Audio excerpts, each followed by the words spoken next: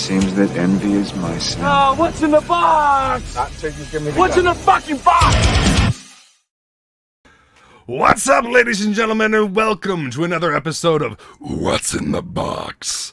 I am your host, DeathMetalHero, and with me is somebody that I've never gotten a chance to talk to in person before, Mr. Mark Poulton. How you doing, sir?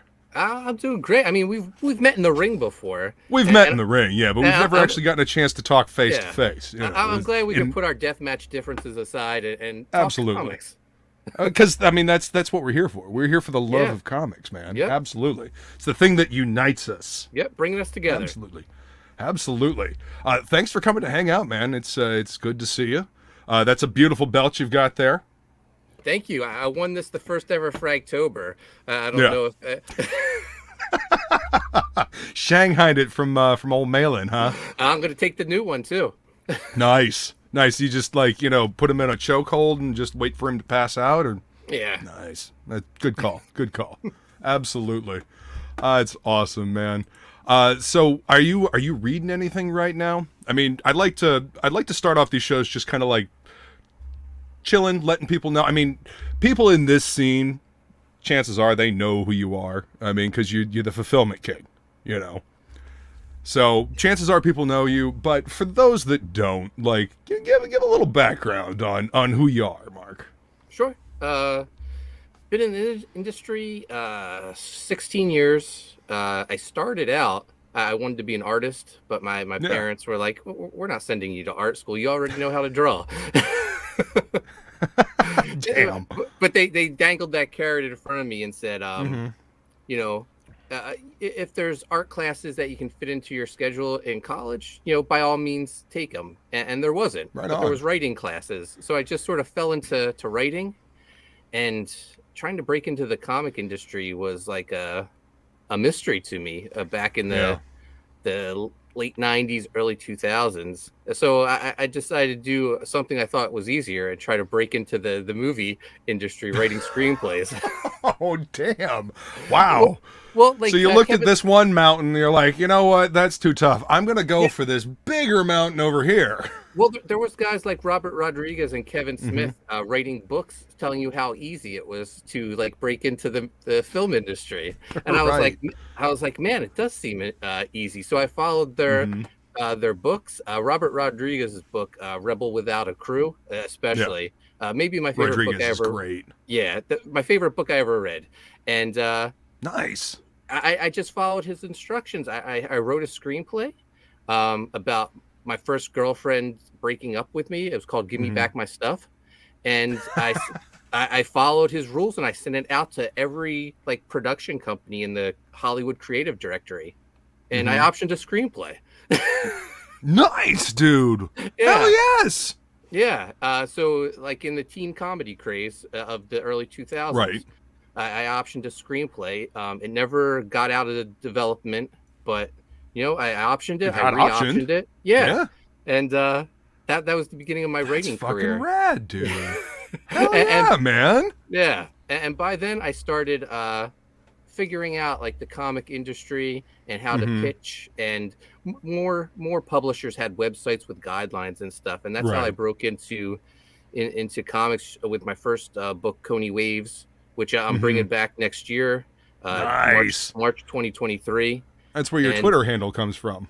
Yeah. Everyone always wondered what that was. So it's my very first comic book. Female detective in Hawaii that solves supernatural mysteries. Wow. Okay, that's fucking cool, man. I dig that. That's got a unique flavor to it. Yeah, we had that. We thought mid 2010, we thought there was going to be a Coney Waves TV show. We actually had a huge signing at San Diego Comic-Con. Nice, dude.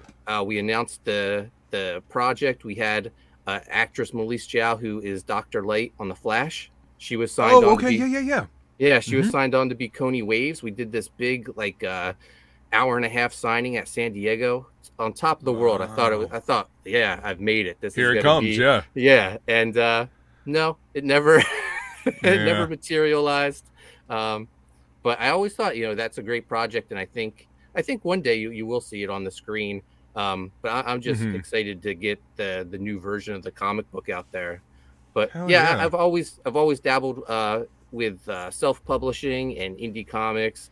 I had a cup of coffee with DC Comics. Just a lifelong comic book fan. Yeah. And as far as what I'm reading now, people find this surprising, but I like the new Punisher series where he's a samurai. Really? Okay. Yeah. I mean, interesting. Get rid of that weird Punisher. That's skull. A terrible logo. Yeah. Oh, it's terrible. It's awful. It's the worst thing about the book. Story-wise, it's pretty cool though, in my opinion. Yeah. But I just picked up. I still go to the comic shop every week. I pick up less and less. But I just went today. Yeah, I picked up the new Silvestri Batman. I haven't read it yet. Looks fantastic. God, like I was looking at the alternate covers, and I was like, nah, I'll take the Silvestri cover because it's been forever since Mark's done any kind of sequential. So, but yeah, a lot of my money goes towards like the crowdfunded comics. Yeah, but I still make a point to get to my comic shop every week. My local guy, he was so good to me when I started off my career. Coney Waves. That's awesome. I love hearing that. Made it into the top 300, the first issue for Diamond, because he bought 1,000 copies. Oh, holy shit! Wow. Yeah. That's definitely good to you. Yeah. That's awesome, man. So I'll be loyal to him forever. Yeah, I used to work in my my local comic shop. That's my childhood comic shop. I grew up going there, and it recently changed hands to a new owner, and they decided that they wanted to do their own thing, and that's fine. I haven't been to a convention since 2013, and for the first time I was able to go to a convention locally here, and it was on the weekend, and it's so bizarre to have my weekends free now. So more time for creative endeavors, but I still go back and I pick up. I mean, I got rid of all of my Marvel and DC stuff just because I wasn't digging any of it. I was picking up X-Men, and I wasn't really, after Hickman left, and they were just kind of left with the Krakoa, and they were just kind of stuck in this stasis, and there's no real movement forward. I was just like, I'm done with this. I just canceled all my Marvel stuff. I made a point to dive back into X-Men with the Sword of X miniseries, and I still have that pile that I haven't. I made it a couple issues into reading. One of these days. It's a bit of a slog. I don't know. Hickman had such a way with the characters and creating a world, and he definitely knew where he was going. Yeah. And then it kind of feels like the team that's there now just kind of took this idea. Oh, we want this this thing on the island, and they're separatists and whatnot, and we're just going to run with this for as long as we can. And it gets stale after a while because that wasn't where they were supposed to stop. Mm-hmm. There was a beginning, middle, and end that Hickman had planned, and it totally just kind of got derailed. So that's kind of where I was just like, yeah, I'm not digging this anymore. So I just dropped it. I'm still picking up some indie stuff, indie stuff from Boom and Dark Horse and some Image and whatnot. Source Point actually has been putting out a lot of really good stuff recently. But yeah, I try. I actually just got this big hardcover book called Vuzz. I don't know if you're familiar. Vuzz. It's a European book. I saw it in previews, and it looked like some kind of trippy out there space kind of thing, and I was just like, I'm gonna check that out. Just because I'm hungry for new material. I'm hungry for different stuff. You know what I mean? And that's what I love about this indie scene that we've got over here. There is such a wide variety of cool shit because you got people that are passionate about comics, that love comics. How long have you been reading comics? What was your first comic book, I guess, is one of the questions. My first comic was G.I. Joe, I want to say 34. Nice. I know it had Ace and Wild Weasel having a dogfight on the cover. And nice. I got into comics because I was a G.I. Joe fan. I had the toys. I watched the cartoon. And one day while I was watching the cartoon, they showed a commercial where kids were playing with it. There was a cartoon segment. Then it went to kids reenacting that with the toys, and then said for more G.I. Joe adventures, check out Marvel Comics number whatever. And I was like, there's more G.I. Joe content out there. So I had my mom take me to the mall, and we went to a Walden's bookstore. Walden's bookstore, and I found it. Man, I haven't seen a Walden books in fucking forever. Yeah, so this was like early mid 80s, and I bought it. I cut out the coupon, and my mom bought me a subscription to G.I. Joe. Yes, dude, I love that. I actually used to get subscriptions every year for my birthday from my parents. I used to get Spider-Man, Wolverine, Fantastic Four, and X-Men. Those are the 4 books that I got each year delivered. And it was always cool. They would just come in wrapped in brown paper, like no bagging or anything. Oh Lord! Wow. Yeah. At least they had some kind of flimsy board with like the list of all the books and stuff like that, and like I think it was an Eric Larson Spider-Man on the back of it. Yeah. And then they like those packs that cards used to come in. It was like a clear one of those, but it was big enough to hold a comic book. Oh wow! But yeah. Used to love getting comics in the mail, man. It was always one of my favorite things. Before we get too far, let me go ahead and say hello to the chat. What's up, Flying Feline? Skull Beautiful, thank you for being here. Appreciate you. And then there's this weird skull face dude in the audience. You gotta watch out for him. What's up, 80s Maid? Good to see you, sir. Thank you for coming to hang out. Appreciate you being here. What's up, Derek? Good to see you, Dirk. Thank you for coming to hang out, guys. Appreciate you being here. Metal Movies and Brewskis. What's up, Matt? Thank you for being here as well, sir. Good to see you. And Cement Shoes. Welcome. You in the last chat as well. And some person. Chat is jumping. And a Corey Barton. Holy shit. Thank you guys for coming to hang out today. Appreciate you being here. So, yeah. G.I. Joe. Man, G.I. Joe. That reminds me of a story. The reason why I know what DNA stands for is because of Dr. Mindbender. In Yep, that's right. That's right. So I was in school, and the teacher's like, okay, who knows what DNA stands for? Nobody in the class raises their hand. My hand shoots up. And I'm like, deoxyribonucleic acid. And she's like, how do you know that? And I was like, G.I. Joe, Dr. Mindbender. She looked at me like I had fucking lobsters crawling out of my ears. Yeah. Yep. But I mean, that's the thing about comics when you're a kid and cartoons and whatnot, is that back then they had to make these things quality. They had to make these things make sense with like a story, because there were adults watching this as well. Keeping tabs on the kids. So they weren't writing down to kids. They were just telling a good story that kids could also enjoy. Ergo, you get words that you don't recognize, that you wouldn't normally get reading kids' stories, Like what 5-year-old, what 6-year-old knows what DNA stands for? None of them, So that's always been like my defense for reading comics, is because they taught me how to read. My mom was working with me with flashcards, but when I was 3, my dad got me Spider-Man, Fantastic Four, and Batman. Those were my first 3 comic books. And I had no idea what they were saying, but I could kind of follow along because of the pictures, right? Right. But I distinctly remember the time when, the fog lifted, when I was starting to understand the words and I could read the word balloons, and the story just became so much more expansive. The characters had a voice, there was a reason behind the actions. They weren't just arbitrarily doing these things, And from then on, it blossomed into a love of reading. I then discovered, the Chronicles of Narnia, and from then on, it's just full bore into books and fantasy and sci-fi, and just, I love reading, Yeah, give me a good story. For me, being the huge G.I. Joe cartoon fan, then getting the comic book and realizing, whoa, this is more serious, and there's like a whole backstory to this. Like, Snake Eyes, Stalker, and Storm Shadow were in Vietnam together. This is incredible. Right? Why doesn't the cartoon talk about this? It's a little heady for the cartoon, They got to still have the red and blue lasers instead of actual bullets. And like, Scarlet's in the Snake Eyes and not Duke? What's going on here? Absolutely.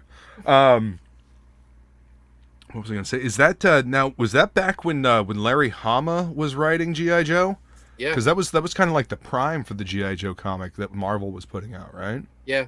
Yeah, he still writes it today for IDW. I think IDW's wrapping it up with issue 300 next month. Damn. Yeah. That's crazy. I mean, they started that long time ago. Yeah.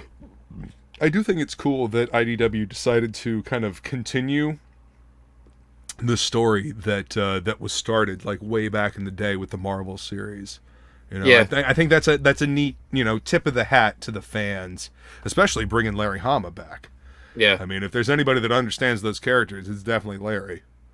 Yeah, I know in between Devil's Due had the license to G.I. Joe, and I don't blame them being huge G.I. Joe fans to take the opportunity to write it themselves. So sure. I don't blame them at all.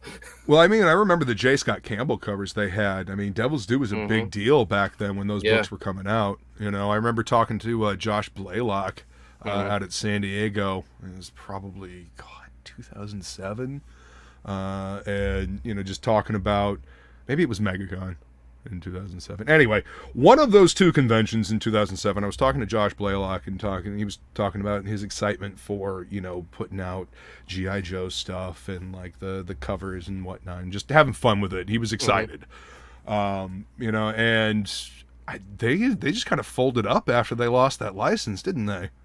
Yeah, I think what happened, they were hit by returns because from the book retailers, once they started getting into the trade paperbacks, their trades were returnable, and out of nowhere they got hit with all these book returns that they just weren't able to refund. Oh, damn. Yeah. Wow. Yeah. Oh, well, that explains why they suddenly just disappeared. Because I remember one year they were putting out all kinds of stuff, and then the next year they were just gone. Because the comic shop that I worked in and still shop in, it's been there forever, and I just constantly going in there, and you're looking up at the wall because she's got the new comics up on the wall, and you realize the stuff that's not there. You're used to seeing like the little corner box, the art, the logo or whatnot. You're used to seeing different things, and then all of a sudden IDW's got the license for G.I. Joe. And I was like, wait, what? What happened here? So okay, interesting. I did not know. I was always curious what happened to Devil's Due. Yeah, I think also they acquired some licenses that just didn't pay off for them because they had like the Halloween license and stuff like that. Oh yeah, that's right. They didn't they have Brian Pulido write some of their horror stuff, or was that IDW with like Texas Chainsaw Massacre and Night of the Living Dead? Because I remember Pulido was writing some horror stuff. Maybe it was Chucky. I know he did Chucky. I know he did like all the horror stuff. Nightmare on Elm Street, Texas Chainsaw Massacre. Because there's like a classic print of him in the center of all the horror characters. Yep. That's what I was trying to think of, all the different ones. Yeah. Man, Pulido's doing great, doing his own thing now. He's with the Lady Death. I think, yeah. Oh yeah, I mean he's kind of the godfather of this whole crowdfunding thing. I mean, I remember his first Lady Death campaign with Coffin Comics, because Coffin Comics was originally, from what I understand, supposed to be just his prestige format, like this really high end super collector stuff. And he was trying to shop Lady Death around to different companies, and he was just like, you know what? You guys are not doing this right. Fuck it. I'm just going to do my own thing. And he basically recreated, Chaos Comics, except it's Coffin Comics now. Yeah. And I've been picking those up ever since. Love that stuff. I'm super proud of my boy Pulido. Let's see. Cement Shoe says, I got yelled at in 5th grade because I asked a question about plate tectonics. She said I didn't need to know because I was in 5th grade.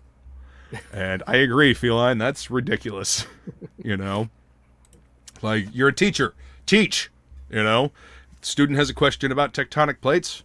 Give them the answer. What's up, Michael Green? Good to see you, brother. Thanks for coming to hang out, dude. That's awesome. Love seeing Michael Green. All right, so I'm going to go ahead and open up the box here. And I appreciate on the tag, it says Haunted Pizza LLC. So I knew who this was from, and I at least had a fairly good idea what it was. So I'm going to switch my camera over, but go ahead and give people kind of like a little intro to actually, you know what?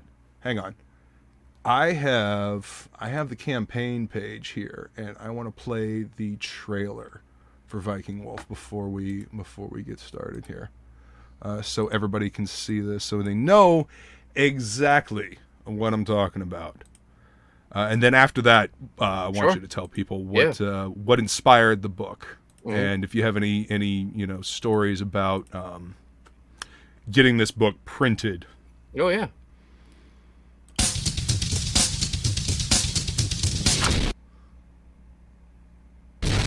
Come on, YouTube.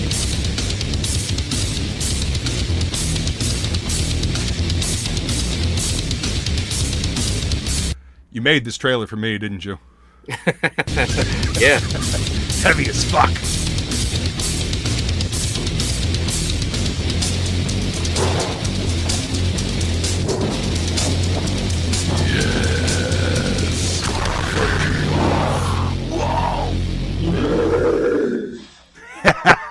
I fucking love it. So that's Joe Sontag screaming at the end.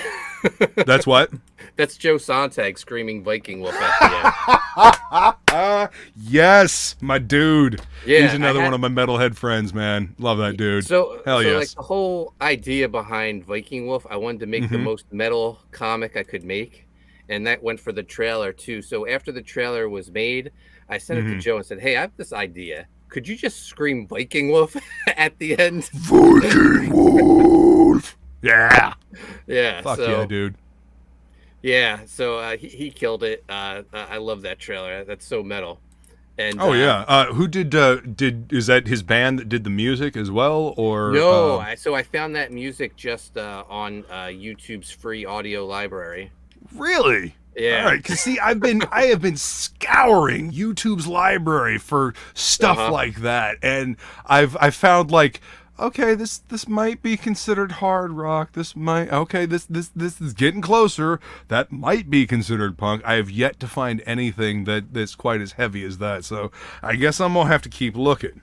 You know. All right, so let's get into this. So where did the idea for Viking Wolf come from? Like, what is this an idea that you've had a long time, or what inspired this big badass character? So John Malin and I, we were working on Graveyard Shift, and with Volume 4, we were expanding the universe, and we were going to introduce all these new characters. And John said, "Mark, I want you to come up with 4 names for 40 new characters." And he goes, "And then 40? I'll design them." So I was thinking up all these characters, and then I was like, I'm just trying to put words together that sound cool. And so I came up, I was like, Viking is cool, but what is it? Viking something? At one point it was Viking shark. Whoa, okay. That's a bit different. Okay. And then I was like, no, then it's just silly. And I was like, nah, that's just like SNL land shark thing. Yeah. Okay, yeah. And then I was like, Viking Wolf, that is badass. And I love the character, the name so much. I was like, I'm not using him for Graveyard Shift. I'm saving him. Viking Wolf deserves his own book. No, that's an absolutely badass name, and it does deserve its own book. Oh, are these the posters? Yeah. Dude, this is really well packaged, man. Like, I like this. Thank you. This is great. So that's the first and maybe last time I'll ever offer rolled posters in a campaign. Well, these campaigns, we learn things, don't we? We learn what works and what doesn't. See, I got in on the first 100 people. Yeah, so I got the special Haunted Pizza Coney Waves figure. Yeah, Hell yes. Oversized book too, so I had to find something other than Gemini mailers to mail it in. I was ambitious with this project. Clearly. All right, hang on. Let me get rid of the tape here. Man, this is a hell of a way to open the box. I love this chromium like holographic foil cover, man. This is rad. Yeah, so like I'm a huge 90s fan, and Extreme Studios would always put out a yearbook every year. And I always told myself, oh, when I have my own company, I'm going to put out a yearbook. So, oh, hell yes. So I did it. It has bios of all the creators I work with, and exclusive artwork in there. So it was a lot of fun, and I got to introduce a new character, Gun Goth, and put her on the cover. Gun Goth, I love it. That's great. You know, and that's part of. I actually just had Pedro Ang on before this episode, and we were talking about his book Tropical Magics. And one of the things that kept coming up is the passion that the creators in this scene seem to have versus the lack of passion that is apparent in, you know, the mainstream comics industry now. Oh, dude, look at that. See, another thing that I love about this crowdfunding scene, this indie scene, the cards. I don't know about you, but when I was a kid, my dad and I used to go to the comic shop and pick up like a box of cards. Yeah. And we'd pop the thing open and we'd see if we could get the whole set. I still have like binders upon binders of cards. So, you know, having new cards to add, especially since like they've got information about the character, they've got stats. I can tell that I am amongst my people because, you know, I get these cards that are, you know, reminiscent of the cards that I had when I was a kid. So I fucking love this, man. Especially like the chromium. So this is just like an extra little cherry on top for someone like me. I mean, plus that is just badass. Is that Cartoon Muscle? No, that's Joe Sontag. Oh, this is Joe? Yeah. No shit, that's badass. I've never seen this picture before. Yeah, so this was I don't think he had even started teasing Reaper Destroyer yet. He reached out to me and asked if he could just, you know, do a pinup or something for the book, and he turned in this, and I was like, oh, instead of a pinup, let's make this a trading card. It's so awesome. Yeah, that's a beautiful card. I love it. And we got more cards here. I love the Viking scroll work around the outside too. The production on the cards is great, man. Yeah, that's my production guy, Ryan. I was like, you know, can I have some sort of like, I don't know, Celtic knot design, and he came up with that. And they've all got stats in the back. Look at that. Yeah. Ha! So and little information. So during that campaign, one of the you know, side characters that just gets killed off became super popular because he looked like Leandro. So I was like, oh, he's getting his own trading card. That's the least I can do for the audience that seems to like him, and he's you know, already dead. Yeah. So well, then spoilers for Viking Wolf 2, which it's written. I'm just waiting for Matt Dalton to clear some time in his schedule. But Leandro returns. He's awesome. Yeah, no, I saw his work on this and I was like, oh shit, I have to get this. I mean, not only is it a cool concept, but his artwork is just fucking stellar. Yeah, Matt's a guy local to me who you know, we always awesome. We appear at all the same conventions and stuff, and we've become friends. And I knew him as an inker. And then I just started seeing his Instagram posting pencils and commissions and stuff. And I said, why aren't you drawing books? And he was like, oh, I just like to ink. And I was like, no, he just likes to ink. Okay. I mean, I was like, no, you need to be drawing books. And he was like, yeah, I don't really like doing sequentials. And I was like, man, you need to learn. I was like, I really need to work with him. And I was like, hey, what if I wrote a book where you wouldn't have to do sequentials? You just draw these epic spreads, and I'll find someone else to do the to help out with the heavy lifting of the storytelling. And he was right. And he was like, what do you have in mind? And I sent him the script to Viking Wolf, because once once I came up with the idea the same time I was talking to Matt, and I was like, oh, I got to come up with something for him to convince him to work with me. And then I came up with the Viking Wolf idea, and I was like, oh, he needs to be his own character, and he needs to be the book for Matt. So I wrote that in a weekend. I sent it to him, and he was like, all right, I'm in. Who are you bringing on to Hell yes. to help out? And at the same time, Renzo Rodriguez, whose work I loved, he was DMing me and asking, or just telling me that he loved all the stuff I was doing with Graveyard Shift and US Assassin and Sea Dog. And he was like, he hoped to work with me one day. And I said, I have something. All right. Funny you should say that. I have this thing that I'm working on. That's so awesome. the two just meshed really well together. I just went through the script and I was like, all right, this page is Matt's, this page is Renzo's. And I sent Renzo the script and said, just do the pages with your name on it. And he was great to work with. He's one of my favorite people to work with. He's just awesome, always positive. He loves everything that we're working on together. And he's drawing the new Coney Waves book. Yeah. Oh, that is so badass, dude.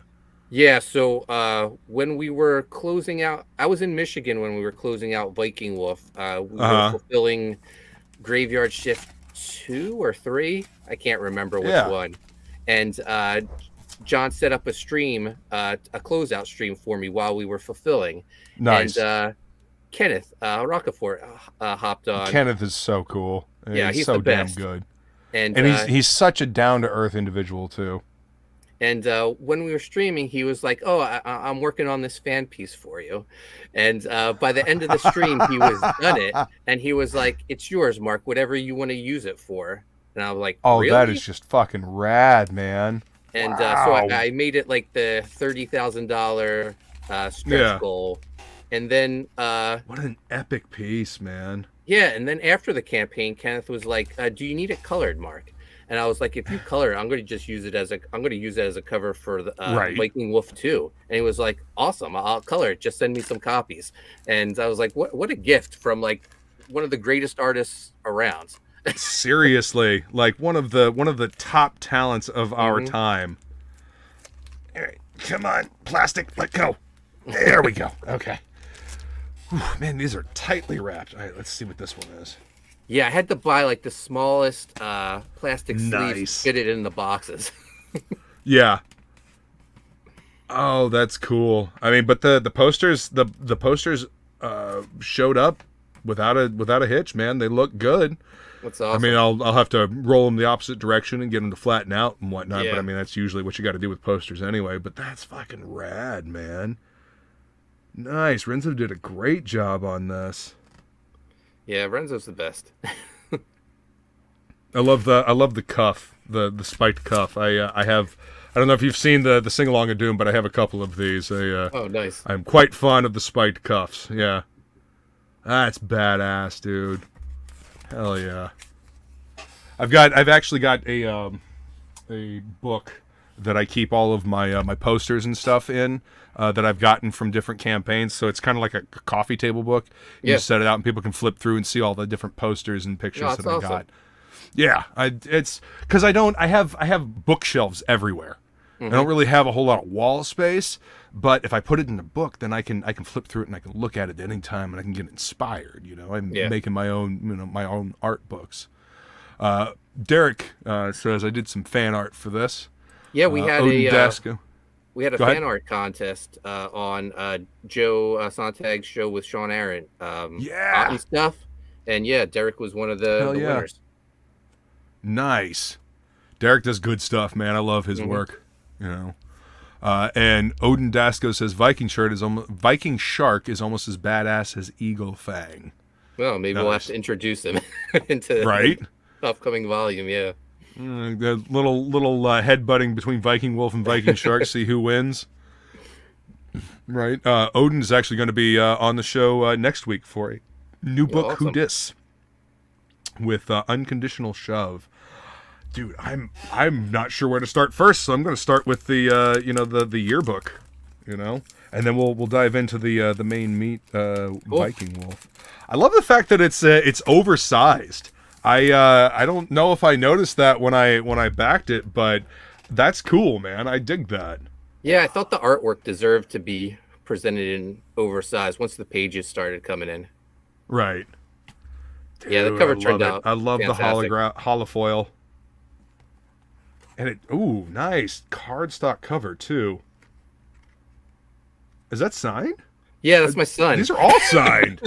Holy shit! Wow. Okay, guys, listen. I want to point out something. Whenever you get a signed book from one of these campaigns, appreciate the hell out of it, because you don't realize the logistic nightmare it is to get these books signed, especially if people don't live in the same area. It's a little easier if people live in the same area, but whenever you get a signed book from creators, please, please, please appreciate the hell out of that, because it is a logistics nightmare to get this shit signed and sent out to you. Yeah, thankfully, Matt was local, so I drove books to him, and I sat there while he signed a couple boxes, and then I left the rest for him just so I could get fulfilling. Yeah, hell yeah. Oh man, that is a beautiful, beautiful piece. Yeah, so that's the first piece I commissioned from Matt Dalton for a Graveyard Shift T-shirt. Which is available at www.hauntedpizzallc.com. There you go. Link is in the description, folks. All of the links from Mark's stuff is in the description. Check out his YouTube channel. Check out his website. And obviously, check out his new campaign. So, is that your son? Yep, that's who I started the company with. In 2017, he came up with an idea for well, actually earlier than that, but that's when the book was released. He came up with a book called Pizza Tree, about a little boy who plants a slice of pepperoni and an evil pizza tree grows from it. And awesome. We self-published it. We sold 1,000 copies just traveling the country at Comic-Cons. That's rad. Yeah, and then we actually got like some Hollywood interest, so we had to create an LLC. So going on the pizza theme, we named our company Haunted Pizza LLC, and that's what we publish everything through now. You know, I was actually going to ask where the haunted pizza came from. You know, somebody I was gonna ask if somebody just really liked pizza, and I guess so. Oh, we traveled the country with a book named Pizza Tree. We ate so much pizza that year. Did you get gifted a bunch of pizza because people knew you had the book? We would do in-store signings, and they would make it a pizza party. Yeah, we did a signing at a pizza museum, and we just had a great time. Nice. That's Odin the Allfather coming on this show. Hell yeah. Now, this is I remember listening to the Red Valkyrie stream. This is one of the characters from your new book, Loose Threads, right? This is that's Emoji, who's Emoji. Who's become a fan favorite. Nice. We'll get into that when we start talking about Loose Threads. Yeah. Man, this is cool, dude. I love seeing this book with the different collaborators and what they've done and the different artwork. That's a Renzo piece too, man. Yeah. And Mike McMahon is still working on U.S. Assassin, right? Yep, Volume 4. That's my homie. I love Mike McMahon. Oh. He's super talented. Yeah. So Matt Dalton. I was like, hey, goes by Cartoon Muscle on Instagram, just in case you were wondering. I was like, hey, I'm doing this yearbook. Can you send me a headshot? And he sent me a picture of his bicep. I said, I'm going to use it. And he just laughed. So, I mean, you work with what you got. He's more proud of the shoulder and the bicep than he is his face, I guess. I don't know. He's damn proud of his artwork, though. He's in bulking season right now. He is huge. Oh, he's a power lifter, right? Yeah, I think he's getting ready for some Viking Wolf 2 reference. I would think he's getting huge. Hey, that's the reason why Frazetta always lifted. Frazetta wanted to be he wanted to, be his own reference. There's my dude. There's Mike. Yeah, and Mike just keeps getting better with everything that I see that he does. He just keeps getting better. Yeah, no, U.S. Assassin, just seeing the progression from Volume 1 to Volume 3. Can't wait to see what's in store for people with Volume 4. Awesome.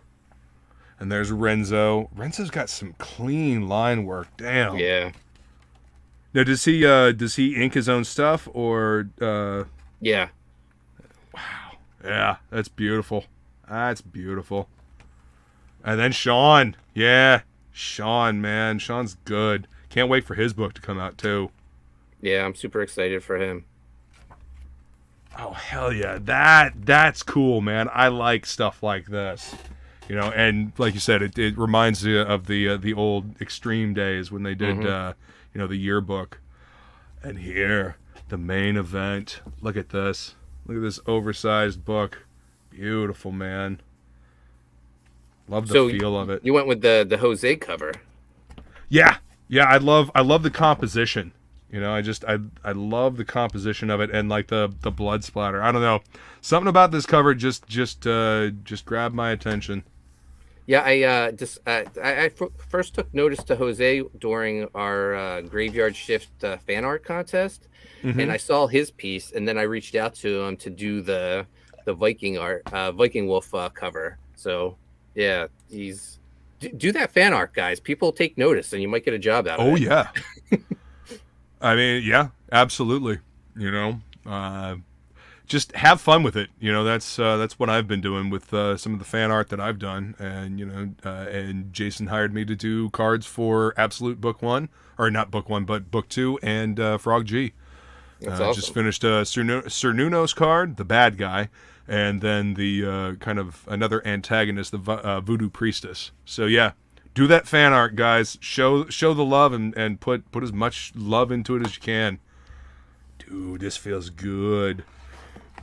Michael Green says, I back everything from Mark. I think I need to back a couple of the current ones tonight once I get home.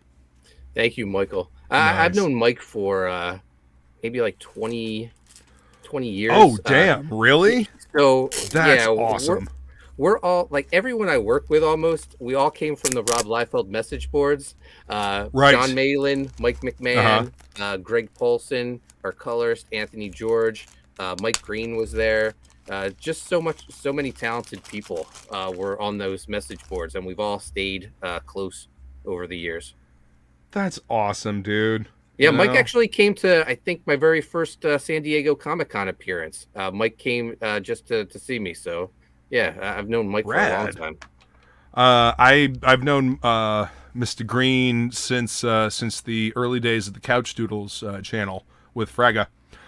Met Michael Green while hanging out with Fraga on the channel, and yeah, he's always been a good dude. You know, old school homies. Yeah. That's awesome, man.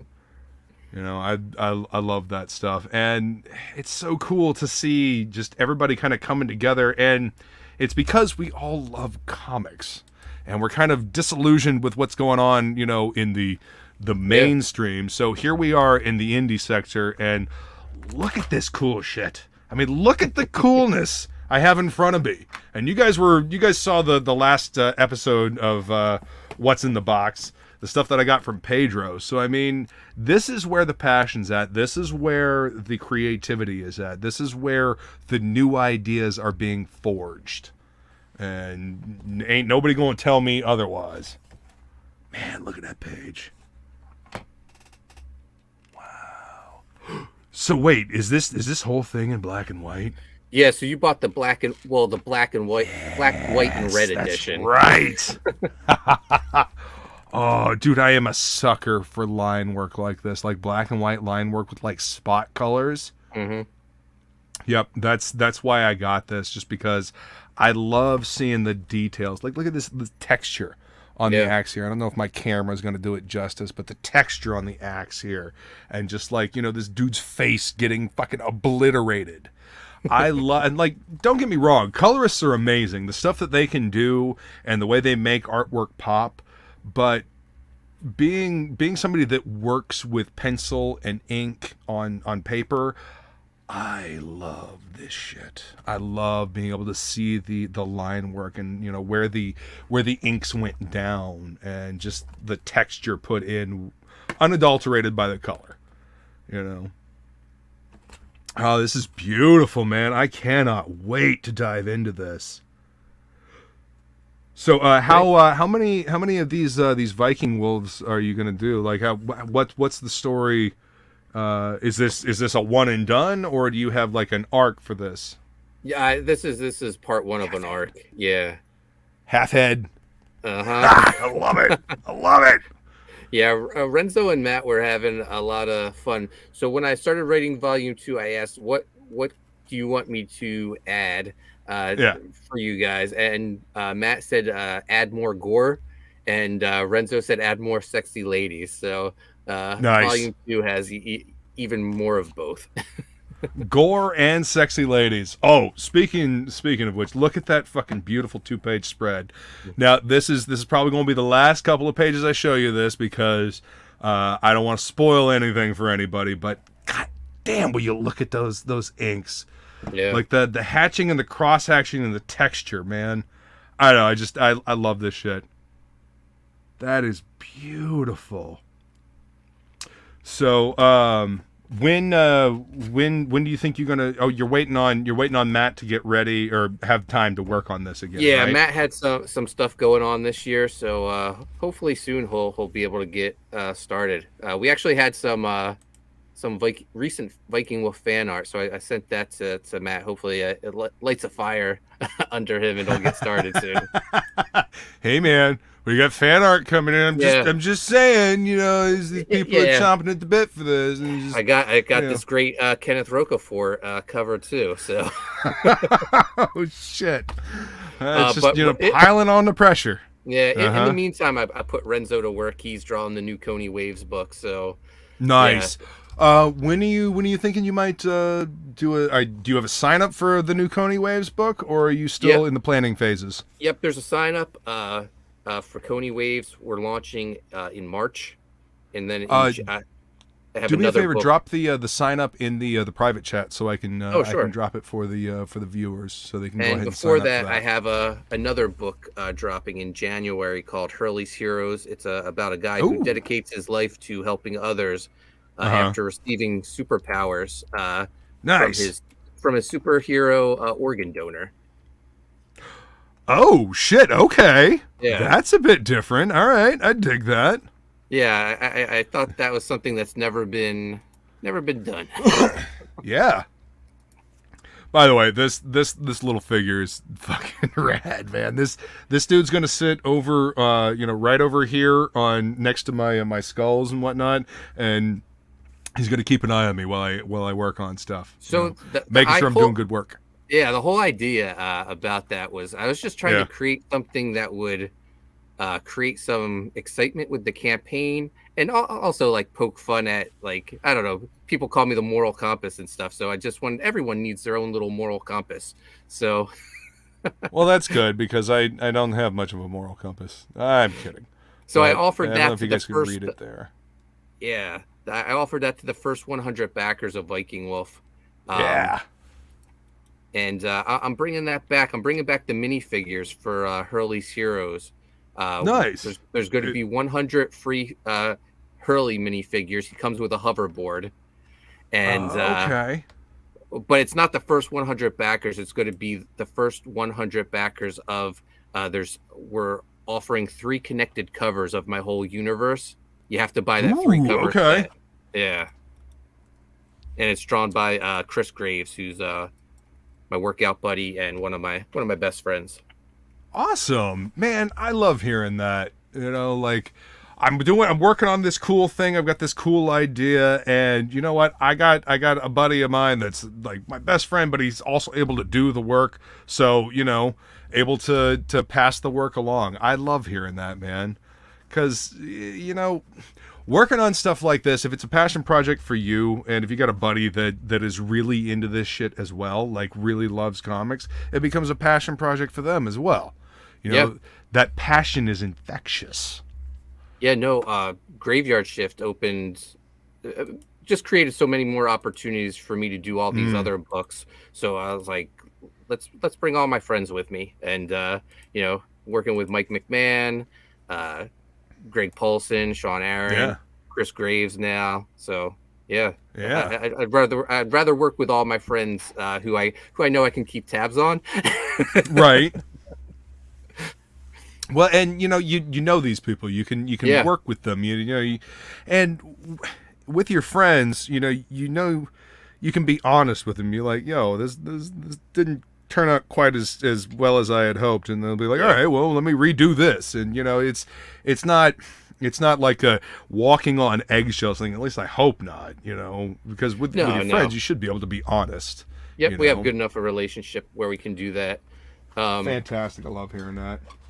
One thing with that Hurley's Heroes book, besides the minifigure, it's going to have a preview, the first look of the Universal's initiative. And before Graveyard Shift, John Malin and I worked on a book for a publisher, a publisher from Mexico. We created this whole universe for them called the Universals.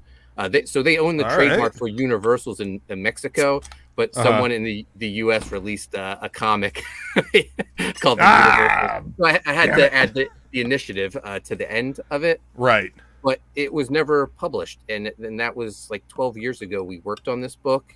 Right. And I reached out to him sometime earlier this year and said, hey, are you guys ever going to release this? Because I thought it was good stuff. And they were like, no, we don't have any plans. I was like, can I acquire it and release it? Well, okay, then. Can I take this and do something with it since you're going to sit on it? I got 40 pages of John Malin artwork. And hold up. 40 pages of Malin artwork? Yep. That nobody's ever seen before? No. Holy shit. Did you guys hear that? Yeah. Like, that second link that I dropped in the chat, y'all want to go ahead and sign up for that then. 40 pages of John Malin artwork that ain't nobody ever seen before in a new book from his collaborator on Graveyard Shift. I'm just saying. I'm just saying. Might be a good idea to sign up.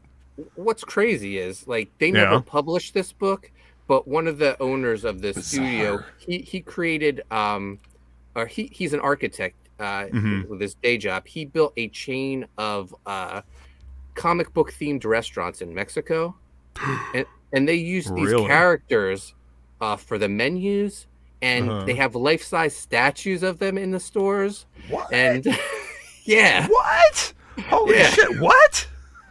I need to go down and go check out these restaurants with these themes. They have one in Arizona. I've never been to it. I just want a menu of it. Right.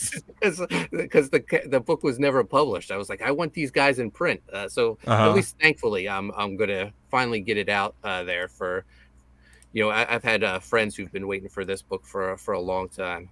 Yeah. When did you do the original thing that didn't get published? Oh, like 12 years ago. 12 years ago. Yeah. Holy shit! Over a decade. Yeah. It was before. So Graveyard Shift. John and I started working on Graveyard Shift in 2010. That's when the first idea, and that was around the same time we were working on this book too, the Universals. Okay. Yeah. Similar themes, or like two completely different type genres. Two completely.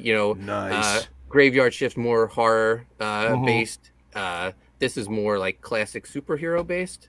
Okay, cool. But cool. yeah, the guys who owned the publishing studio in Mexico, they were big Liefeld fans, so they knew we were like Liefeld's guys that he was currently using. So yeah, hell yeah. And we have a Liefeld cover too. Oh, really? Is that cover going to make it to the campaign? Yeah, I think so. There are some hangups with trying to acquire a book that's like 12 years old. All the files were on a hard drive that they can't get off, but I have all the low res files from when I was scripting. So I was talking to John on some ways to get around this. I think I'm going to bring in a finisher and ink over John's work to recreate it basically. Sure. I'm still holding out hope we can get those high res files though. on a hard drive. See, one of the things that I do outside of this YouTube stuff and artwork and whatnot, I do tech support. I've been doing tech support for like 15 years. So you might need to do some data recovery on the platters of the hard drive. If you can sit, like if it means that much, do you get the high res? Send the hard drive off to a data recovery agency, and they can get everything off of those platters. They'll dismantle the hard drive. They'll put the platters in a new enclosure. They'll spin it up, and they'll get that information off of it and put it on a new hard drive for you. So that hard drive's in Mexico right now. Well, then have them ship that shit to you with some fucking tequila or something like that. Like, get that damn hard drive. Yeah. I hope you can get the high-res files, because that would be cool. That would save you a lot of time. Yeah. Because having to work with low-res files is a goddamn pain in the ass. But you know what's not a pain in the ass? Is sharing this screen with the new campaign that you got, Loose Threads. And I'm going to go ahead and run this trailer so people can see what this is all about. Now, this is currently open right now, and it's closing tomorrow. Yep. So jump on this while you can, guys. Hey, there's emoji. What happens to your favorite comic book characters when their series are canceled? A group of heroes break into the real world to track down their creator and demand to finish their stories so they can fulfill their destinies. Written by Mark Poulton, writer and co-creator of Graveyard Shift. With art by Cesar Madaro. Comes this beautifully illustrated 80-page graphic novel. Featuring a jam cover by the legendary George Perez and Cesar Madaro. Rip George. Such an amazing Loose Threads. Back it. Only on Indiegogo. Is that Joe Sontag? Yeah. I thought I recognized that I voice. loved his Reaper Destroyer trailer. Yeah. It's like, Joe, can you do a trailer for me? I didn't realize he was going to add voiceover to it, too. So. Right.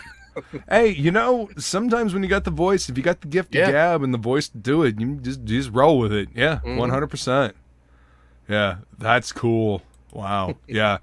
Tell me about this cover, because, my God, George Perez was such an amazing artist. Yeah, so the interior artist, Cesar Madaro, he's another Rob Liefeld message board guy. And nice. He was working on the book for me. And he was so excited. He says, "Mark, I have a surprise for you. I got a famous artist to do a cover for us." Aww. And I was like,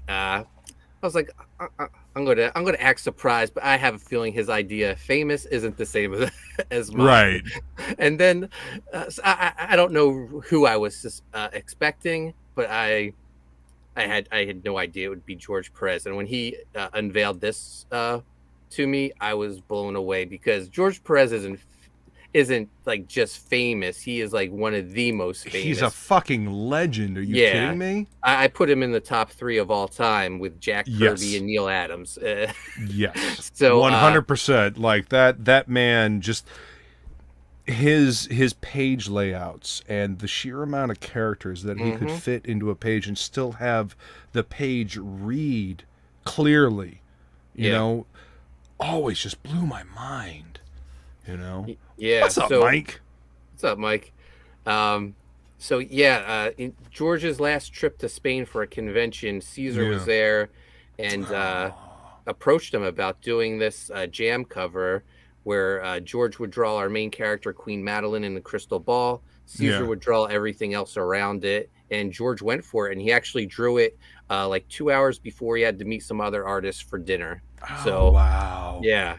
And That's fantastic. I've been sitting on this cover for years, because I wait until my project's done before I launch it. Right. And I had no idea, that he would pass, and that this is probably the last, as far as I know, this is his final cover, unless there's something in the vault. So it's right. I mean, his family might have something at some point. But yeah, this is a piece of history right now. Yeah, that is a piece of history. When I was doing Last Wednesday back in 2006 to 2008, we actually got a chance to meet and talk to George Perez. My ex-wife actually interviewed him. And, he was talking about, his working process and how he doesn't, read comics anymore because he doesn't have time. And we were all just like shocked and appalled. But, I mean, it didn't affect his work. He always consistently delivered beautiful and amazing work. I mean, some of his later stuff, like, I guess that Avengers run when they came back from Heroes Reborn. Yeah. Man. Dude, that stuff was amazing. I picked up Avengers for the first time just because George Perez was drawing that book, and it looked incredible. So what an amazing thing to have for a campaign, and you've been sitting on this for years. Wow, dude, that is incredible. Yeah, no, I still, even though I've had this cover for years, it's still hard to believe that I actually have a George Perez cover. Yeah. I mean, shit, it's hard to believe he's gone. I mean, Perez, Adams, like, who else did we lose? We just lost Kevin O'Neill. Like, holy shit, man, we're losing some fucking legends. Yeah. But so I'm very glad that you have this cover. So I mean, even in the indie scene, the legend of George Perez can live on. Wow. So tell me about Caesar, because Caesar's artwork is fucking badass, dude. I am digging this shit. Yes, Caesar. I don't know why more people don't know about him. He was a Rob Liefeld message board guy, and his hand right here. I hadn't heard from him in years, and then a few years ago he reached out to me and he said, "Hey, Mark, I've been contacting some of my favorite writers to see if I could draw short stories for them. Do you have any short stories that I could draw?" And I was like, I don't have any short stories, but I have an 80-page graphic novel. I got this epic thing you can work on. Yeah, and he jumped at it. He said, "It's going to take me a while to draw." I was like, "That's fine. I always have like a million projects going, so sure. So it's always good to have it. I don't know. I don't mind. Have multiple irons in the fire. Yeah, absolutely. Yeah. You find the right talent to work with, you set them to work on that, and then, you being the idea guy and the writer, you move on to the next thing, and then that seems to be a sustainable way to do it, and it gets multiple different awesome artists out there working on your projects. To me, that seems like a smart thing to do. I don't know. Yeah. Like I said, thankfully to like the success of Graveyard Shift, I'm able to put all these projects into production. But the idea for Loose Threads actually came about 2012. I was working at DC Comics scripting Savage Hawkman. I was also writing the monthly. I remember that book. And I was also, holy shit! You were writing Savage Hawkman. So, Rob Liefeld was writing the story. I was writing the script. So he handled plots. I handled script. Right. And at the same time, I was writing the monthly Evangeline series for Rob at Image Comics. We had just relaunched it. Okay. Yeah. Shit. Okay. So both titles, I was doing these epic storylines. Evangeline was such a blast to work on because Rob just gave me free reign to do whatever I could, or whatever I wanted, and having the time of my life. And we were always at that time one of like Image's higher selling books. So I thought everything was good. And then one day Rob emailed me and said, "Hey, in case you don't realize, the book was canceled. Stop working on it." And I was like, "Oh shit." Yeah. And I was like, "Oh, that took me by surprise." And we were in the middle of this huge storyline, and I was bummed we never were going to be able to finish it. But then on the bright side, I thought, well, I still got Hawkman, and things are going great there. I just toured the office, and the editors were telling me it was the best Hawkman yet. So I remember people talking about that series, and I was like, wow, things are going good. At DC, they would pay you with they would send you your vouchers. You fill out your vouchers for whatever they figured you would be on, and we just finished up our first like 6 vouchers. So they sent a year's worth of vouchers because they loved the stories that Rob was pitching and I was scripting. So I thought things were looking great. And then one day I was leaving my day job. I worked at a mortgage company at the time, and I was checking my I was checking my phone as I walked to my car, Twitter, and I saw I had a notification, and I read it, and it said, "Man, I sure hope Mark has a job after this." And I was like, "Wait a minute, what's going on?" Oh no! Wait a minute. What do you mean? What do you hope Mark has a job after this? I got a job right now. What the fuck are you talking about? Yeah, and I sat in my car and I just read this like thread. Watched this whole thing unravel. Rob had very publicly quit DC Comics. I remember that. And I found out online I no longer had a job. And then hours later, my editor reached out to me and said, I guess you saw what happened today, Mark. I'm sorry. It was really nice working with you. Wow. Way to be ahead of the curve there, buddy. I mean, just going to let the internet do your light work for you, huh? So I was devastated. And I bet. And then a couple days later, the editor reached out to me and said, "Hey, Mark, I was talking to our head editor, and he was saying, we already bought Rob's stories. We loved what you were doing. Why don't we just keep the team together? We'd like to bring you back, and we're going to double your pay because of like the whole." All right. So I was like, "Wow, this is actually going to turn out better than I thought." So I got to work right away. And I started scripting issue 13. And that day, Rob started getting in a very public Twitter spat with Scott Snyder on what sells Batman. Does Batman sell Batman, or does Scott Snyder sell Batman? Batman sells Batman, Scott. Yes, everyone knows that, except Scott Snyder thought he sold Batman. Yeah, so does Tom King, and we saw how well that worked out for him. And I remember Mike McMahon reached out to me, and he said, "Mark, are you seeing what's happening?" I was like, "Yeah." He goes, "Do you think this is going to affect you?" And I said, "I sure hope not." Well, it did.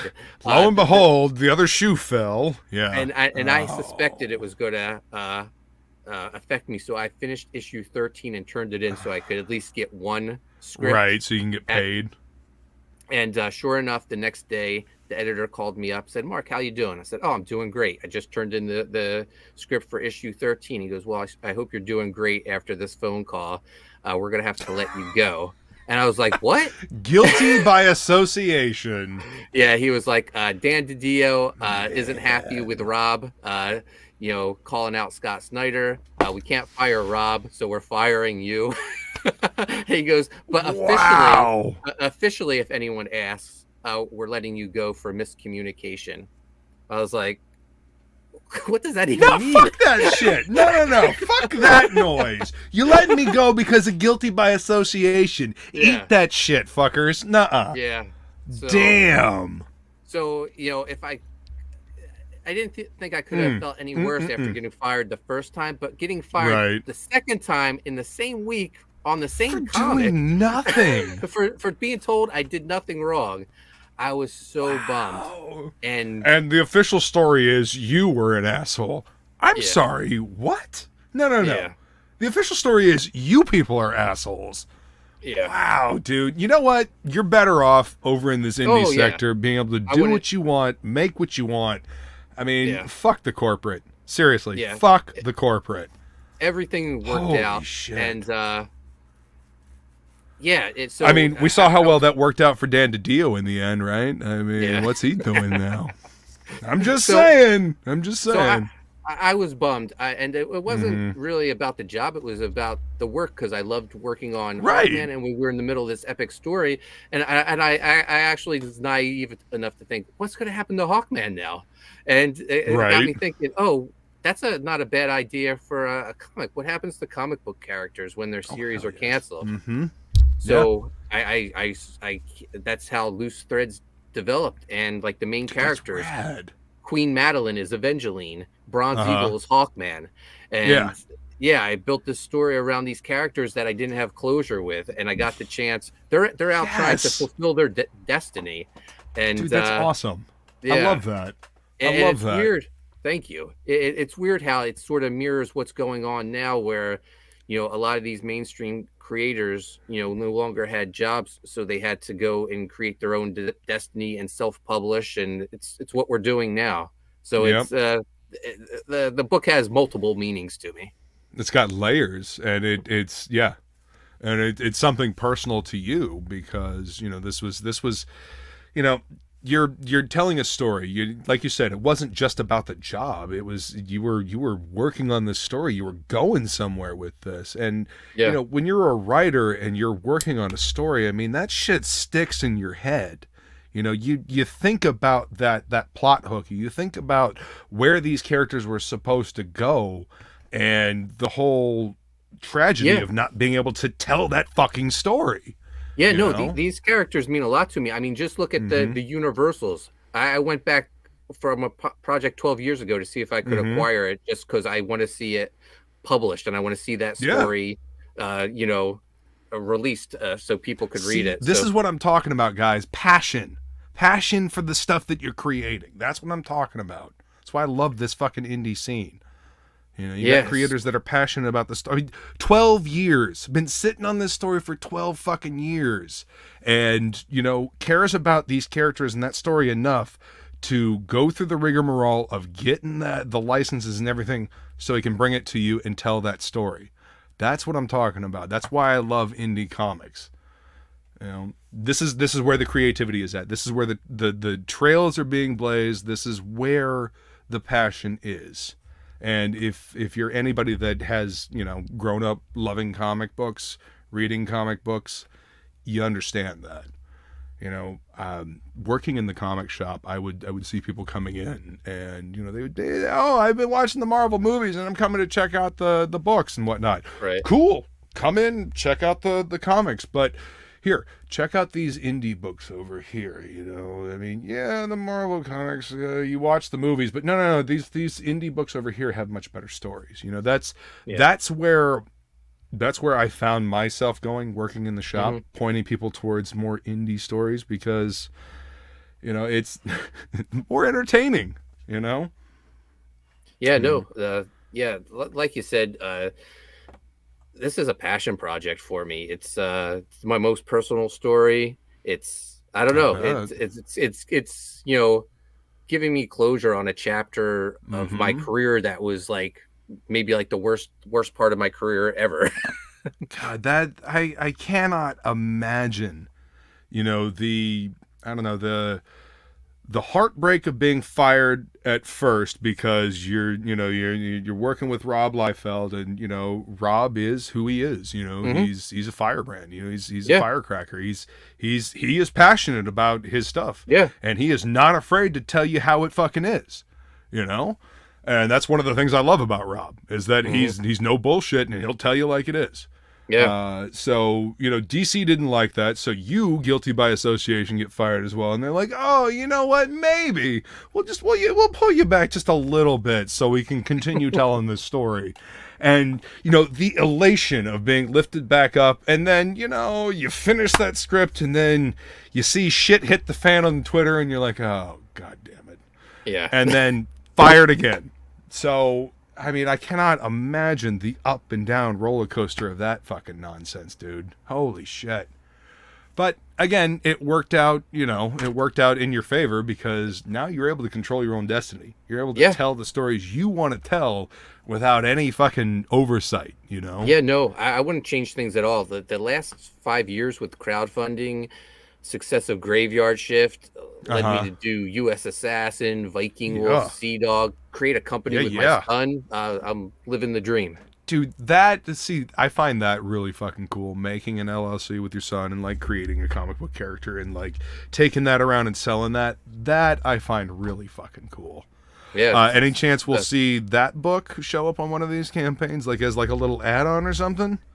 Like a reprint or something? So I only have a handful of copies left of Pizza Tray. I've been thinking about re-releasing it for years. You should. I mean, so man. It was originally a little digest-sized hardcover. I'd love to do cool. a big version of it. Yeah. I mean, to be fair, the digest size stuff is really fucking popular now. I mean, what with like manga selling the way it does, Marvel and DC have started putting out like their classic editions in a manga size, spine thing, so it looks good on the shelf. Yeah, no, I actually have one of the books in this campaign is the manga size. It's a manga size hardcover. Yeah, the art book. So yeah. Just the comic shop I worked in. I worked there for about 7 years. Over the last year and a half, 2 years, I actually had people coming in looking for manga. The entire almost decade that I was there, nobody wanted manga. They wanted comics. They wanted back issues. They wanted that. But last couple of years, people have been steadily more and more looking for manga. And one of the things because I would ask, because I'm curious. I stopped paying attention to manga and anime like fucking 20 years ago. I watched Cowboy Bebop and I think it was Trigun, and those were the last two animes that I paid any attention to. And I bought the Dark Horse editions of Battle Angel Alita, way back in the day when they were releasing them. But I stopped paying attention to any of that shit for fucking 20 years. And now it is a fucking cultural juggernaut. I mean, these kids fucking love that shit, Yeah, no, and my son doesn't read comics. He reads manga. Well, I mean, that's where the fucking stories are, man. You get an adventure. You're transported to a different world. You can escape from reality for a little bit. You're not constantly bashed over the head with fucking, real world nonsense that you're trying to get away from. Fucking Berserk and different mangas like Vampire Hunter D. I actually bought the first, or not the first, what is it? The Omnibus Collection, the hardcover Omnibus Collection of Berserk. Just because everybody has been telling me for years that I need to read this shit. All right, fine. I'm gonna read it. And I really love Dark Souls. And like Elden Ring and Bloodborne. And those are... Berserk was a heavy influence on Miyazaki, who's the main designer for the Souls games. So it seems kind of natural to read it, but it's funny to see the shift. Our generation still loves comics, and we're in this indie comic scene, but the younger generation, like your son, they love manga. They grew up watching like Pokemon and Dragon Ball Z and stuff like that, Digimon, and I can't even remember any of the other ones. But when I stopped paying attention, I remember that stuff was becoming really, really popular, and now it is the push. That's what people are paying attention to. And the only thing I can think of is because that's where the stories are. That's where the entertainment is. That's where the escapism is. Unless you're paying attention to indie comics. Because we've got escapism over here. We've got escapism in spades over here. Okay, so this cover right here, this is a takeoff of the John Cassidy Astonishing X-Men cover, right? I didn't have that in mind. So we were actually shopping around to a publisher at one point, and they didn't like the George Perez cover. Hold up. That just made my brain stop working for a second. They didn't like the George Perez cover. Yeah, they said it didn't tie into too much to what the book is really about. I mean, it's a cool. They said it was a cool cover, but it doesn't really tell you what it is. So I was just, I think it's more supposed to catch your eye and make you pick up the book to look in it and find out what it's about. So I told Caesar, if he could come up with something, and I was thinking more along the lines of like the Justice League International. Oh, dude. Kevin Maguire type Kevin stuff. Maguire, dude. Yeah. His facial expressions, just bar none. He's just amazing at facial expressions. Kevin Maguire, I love his line work. Absolutely. So Caesar came up with the main characters reading a comic that they're on the cover of. Where they're reading a comic that they're on the cover of. See, and that's very meta. Very meta. The Astonishing X-Men run that John Cassidy did with Joss Whedon, they did a cover kind of like this where Wolverine is holding the trade to Gifted, and Cyclops is kind of looking over his shoulder, and the corner is starting to burn, and Wolverine's kind of looking at him like side-eyed, like, man, motherfucker, quit reading over my shoulder. And then you got Kitty Pryde and Colossus and Jean Grey and Beast behind them and whatnot. So that's really cool. I love Caesar's line work. This is all pencil, right? Yeah. Yep. We went straight from pencils to colors. This is like a sample of what the black and white edition of the book will look like. You're gonna do a black and white edition of this one too. Oh. Yep. See, you know how to get me, man. I mean, obviously, I got the black, white, and blood version of Viking Wolf. So, love it. That is I you know what? When an artist actually, like, when their pencils look this good and they've got the shading and the tones already in there, I love it when the color is just laid underneath. Do you remember the book that Salvador LaRocca did with Chris Claremont? The what was Extreme it? Extreme X-Men? Yeah. See, you know exactly what I'm talking about, dude. Yeah.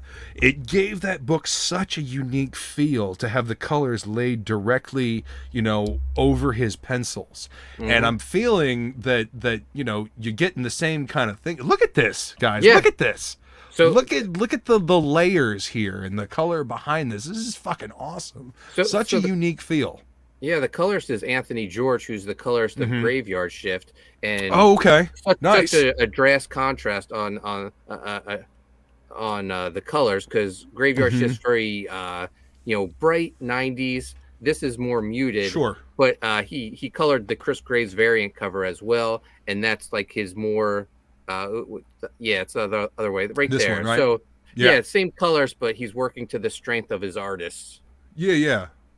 Oh wow, that's a really cool cover, and that is definitely very 90s in its presentation. I mean, that could easily be an Evangeline cover, Yeah. Yep. Totally. Nice, and see again, like I was saying in the chat of Red Valkyrie, when you have a competent colorist that actually knows what they're doing, they know how to tailor their colors to fit and work with the artist. This is great, man. I mean, Thank you. Caesar's pencils are so damn detailed and clean that you don't need an inker. Like, it's already defined enough as it is. Yeah. That's beautiful.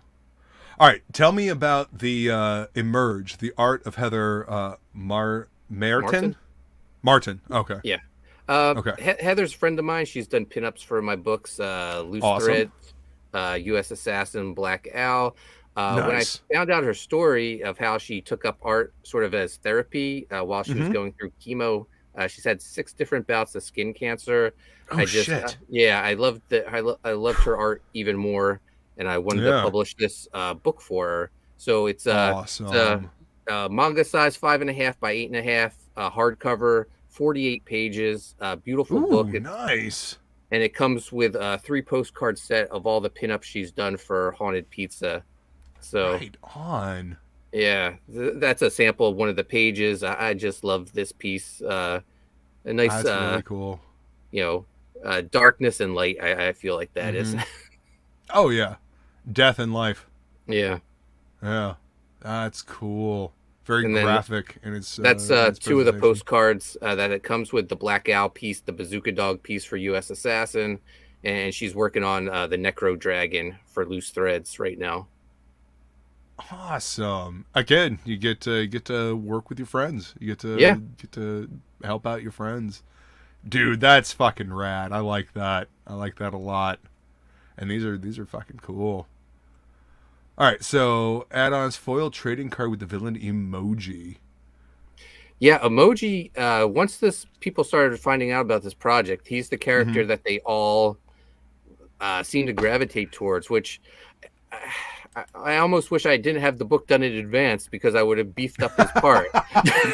Right. Well, see, you get to play around with him more in the second one, unless of course he dies in this book. I mean, yeah. Yeah, but like Caesar and I, we had so much fun with him too. Mm-hmm. So we already had like a spinoff in the works where Emoji gets to star in his own book, and he's a villain in this, but in his spinoff he'll be a hero. It's Emoji Saves Christmas, where the government recruits him to lead a team to save the North Pole from terrorists. So you can get the ash can. Yeah, you can get the ash can preview in this campaign as an add-on, and eventually Caesar and I will do this. And I'm like debating on whether or not when the final book is done and we do a campaign for that, I kind of want to release it as a treasury size edition, like a treasury size Christmas book. Yeah. Man, treasury size. Having those kind of things to put up on the shelf. I mean, because. Straight up, we're all collectors out there. Yeah. We love comics. We love the prestige format. We love all the extra bells and whistles. Having an edition like that to put up on the shelf and to bring down and show off. Yeah, no, that's cool, man. That's cool. Yeah, the only thing I think about is like the logistics of like shipping something that size. Oh God, shipping is such a damn nightmare right now. And Feline says that's awesome about her book. Oh, awesome! Thank you.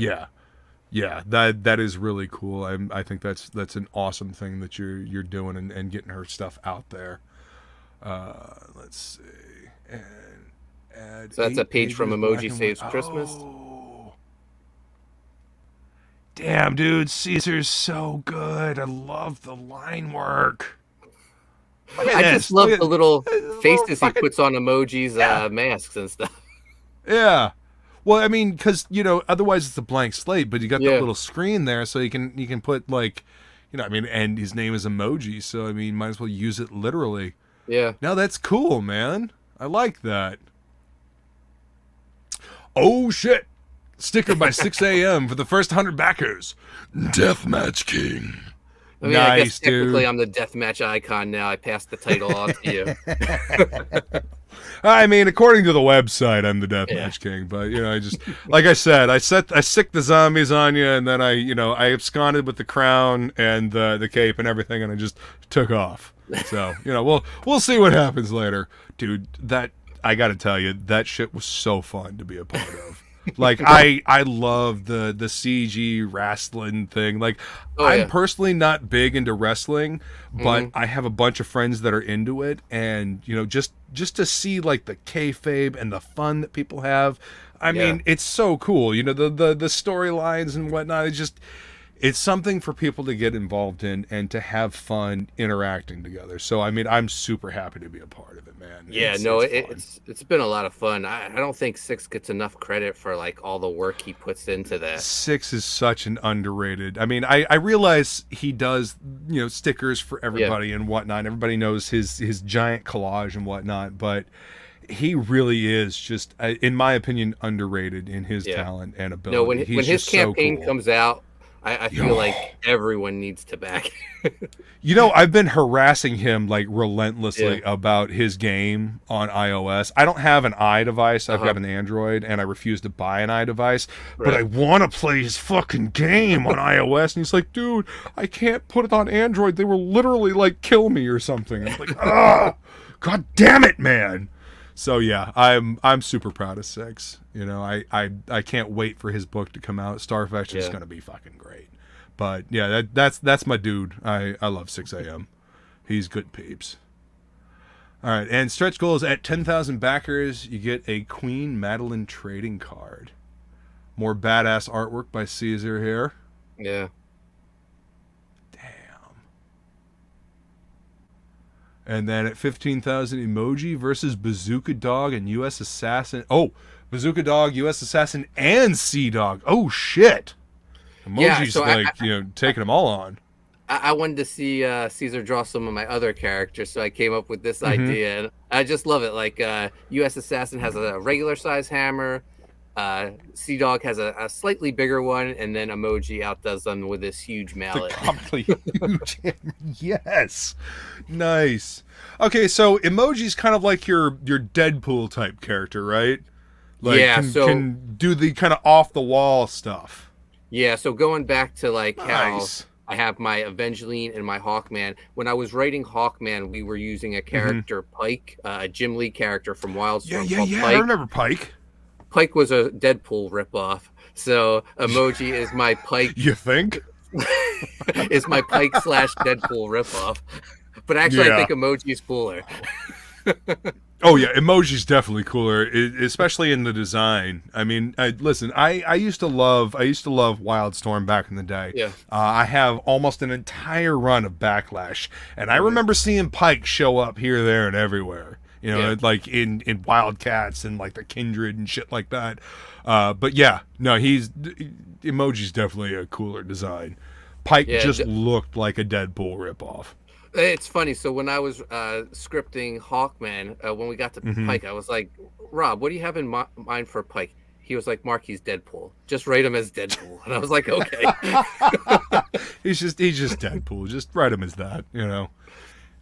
Wow. Yeah, and you know, that's the funny thing is like what was Wildstorm, you know, all those characters were analogs of the characters that they loved when they were growing up, right? Yeah. Even Mark with Top Cow. You know, Ripclaw is essentially Wolverine, the same as Warblade. I mean, both of them they're Wolverine analogs. So yeah, that's what they did. They created their own analogs, and I think this, you know, back then, people, the indie scene, you know, Image, they kind of had to adhere to the archetypes because that's what people were used to. Yeah. But now, we can go fucking hog wild. We can tell whatever stories we want because this is a medium. We don't have to adhere to archetypes. We don't have to adhere to analogs because it's not just about cape shit anymore. It's not just about spandex. It's about story and characters. All right, so let's take a look at your tiers here, so people know what they should jump on. All right, so the fan pack. Yep. So you get the George Perez cover, the Chris Graves cover, the black and white edition, and the Merge hardcover art book. And that's $100. But if you signed up for our mailing list, you got a secret link. Nice. To get it for $80. Hell yeah. That's what I'm talking about. This is why it pays to sign up for them links. I'm telling you. And you know, just in case, I'm gonna drop the sign-ups for both of Mark's other campaigns that are coming up. There's other projects that are coming up. I'm going to drop these sign-up links. Sign up now. Just saying, you know, if you want to save money or you get exclusive cards, ash cans, whatever it is, whatever the creative team decides to go with, you want to sign up for the campaigns because it's always worth it in the end. $25 just for the regular cover. And how many pages is the book? 80 pages. 80 pages of story for $25. That's fucking great. And it's all done. And it's all done. See? Yep. You won't be waiting forever to get this book because I'm guessing as soon as the campaign closes, you'll get your print numbers, you send them off, and then get them printed, and then they go out to the customer. Yeah, I'm hoping to start fulfillment by the end of the year. That's my goal. Nice. Hell yeah, dude. That's awesome. See? No waiting around. Man, I see that. I love drawing hands. Like, hands are one of my favorite things to draw. And I keep looking at this panel with this one fucking hand here. And I love the subtlety of the fingers and wrapped around the hilt of the blade and the knuckles. And I just... That in and of itself speaks to me. But I mean, there's a bunch of different hands here. But I love this, the way it's laid out. I don't know. Weird artist tick, I know. But I love drawing hands. Caesar's great. I was shocked. I looked at Caesar's Twitter yesterday, and I think he had like 60 followers. I was like, what is going on here? So do you have a link to his Twitter? Like, drop it in the private chat. Yeah, drop it in the private chat. We need to get him some more followers. People need to be paying attention to this dude. I mean, this is great artwork here. All right, so you guys can get the George Perez cover, which is the main cover. You can get the Chris Graves cover, both of which are $25. Go back. There we go. Oh, and there's all kinds of add-ons back there. So you could grab the George Perez cover and then add on the Chris Graves cover. Yeah, I make everything. Yep, I make everything add-ons. It does make fulfillment harder, but I know it makes it easier for the backers. Well, I mean, yeah, you're catering to the audience. You're letting them get exactly what they want.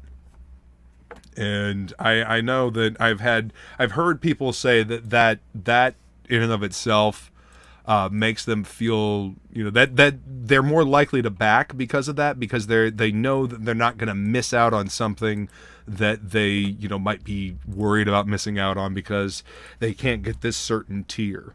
I mean, obviously you've got higher tiers that have like exclusive perks and whatnot, but being able to add on, you know, another copy or a variant cover or the art book or something like that versatility means a lot to the customer.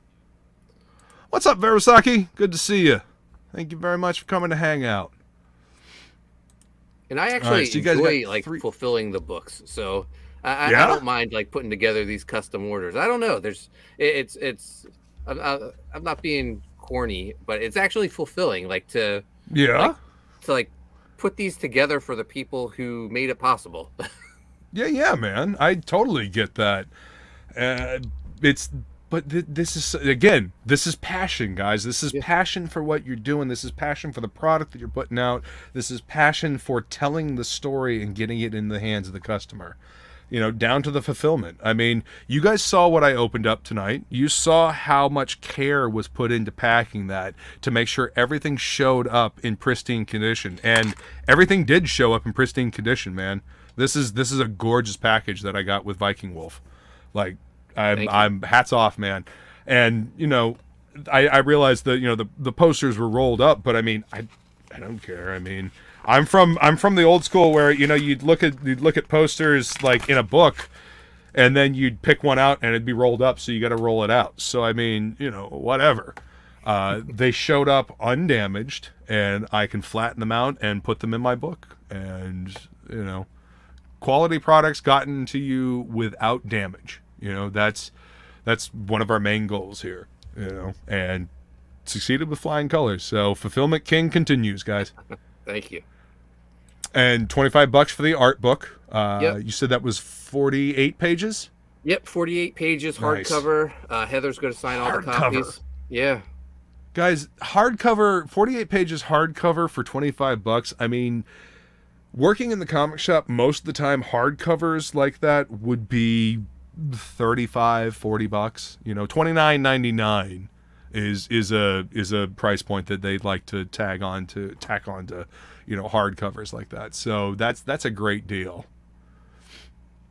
All right, here you go. Both covers.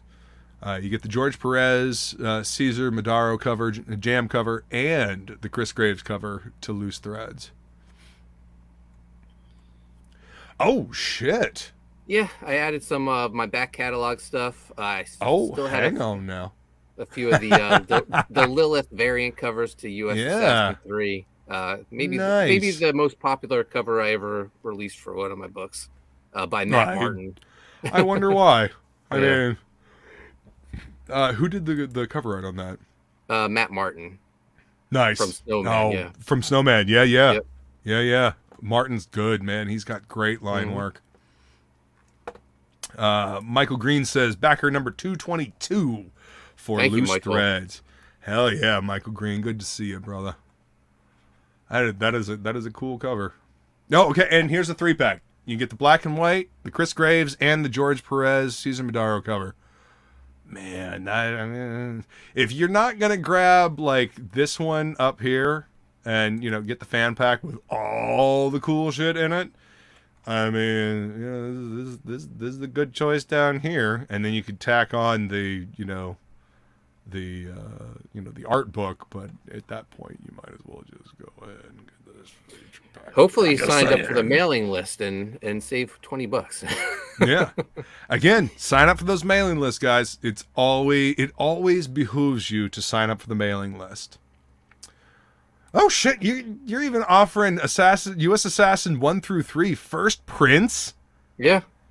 Damn, y'all. I mean, you might want to jump on that, because how many of these first prints are actually left? There's only 5 available. Shit. Yeah. So volume 2 is pretty scarce. Like, I don't have a lot of copies left of that. And one thing, since we're talking U.S. Assassin, I want to point out Mike McMahon on his own decided if my campaign hits 15,000, he's gonna pick one random backer and do a sketch cover for them for Black Owl, which he has a Black Owl blank for. So shout out to Mike McMahon. That's fucking rad. Yeah. Wow. Like, is the cover itself actually blank? Like black? No, it's blank. Just has the Black Owl logo on it. We printed up some preview copies before we did the Black Owl campaign. So. Oh, okay. Is there a preview of that on the page here, or? No. Mike just came up with that on his own when we were live streaming one day, so it wasn't even officially part of the campaign. Yeah. See, that's another thing I love about this scene, is that we do these live streams and we're hanging out, and the ideas just come. You know what I mean? Yeah. And it ends up being something cool that gets added onto the campaign. You know, it's. This is what I'm saying. This is where the passion's at. This is where the creativity is at. This is where the ideas are forged and the trails are blazed. And it's I don't know. I think it's partially because we're constantly in the public eye. Doing these live streams, you can't be fake. Yeah. You can't have a mask on, because it'll fall off. You gotta be your real self. Mm-hmm. Otherwise, people are going to pick up on, the bullshit. You know what I mean? At least that's the way I see it, anyway. Yeah. No, I agree. I don't know.